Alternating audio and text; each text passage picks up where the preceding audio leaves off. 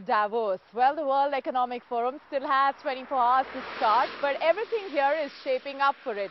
Whether it's logistics, people, journalists, what have you. Everything is beginning to just about start, and so is the snow. So I guess everyone's beginning to get ready for this weather. We're expecting 2,500 delegates, 30 ministers, cabinet ministers, and even heads of state of various countries. Also, nearly 50 social entrepreneurs this time at Davos. It's going to be an important event, of course, as it always is every year.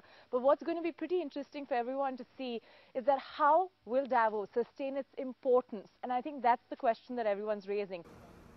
This year's World Economic Forum will explore the significance of shifting political and economic power from developed countries to emerging markets in the developing world. The world is recovering from what is seen as the longest and deepest recession since the 1930s. What is emerging in this post-financial crisis is a more complex and interdependent world. And there is a need to focus on subjects that go beyond finance, like food security at a time when prices are surging in the global food bazaar.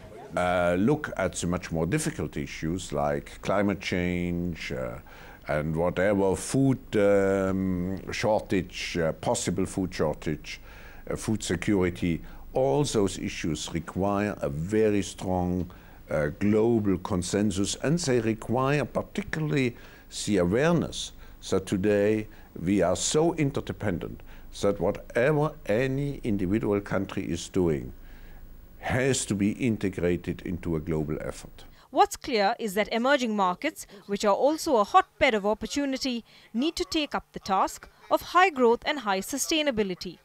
This changing reality is reflected in the composition of this year's guest list for the forum in Davos, Switzerland.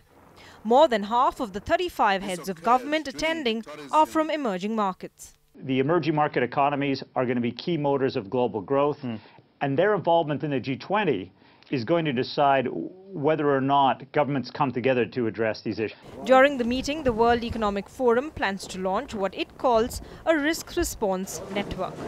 This is a mechanism to help public and private leaders recognize systemic risks so they can mitigate them before they turn into crisis situations. So you can imagine the snow here is already seeing the fire start up.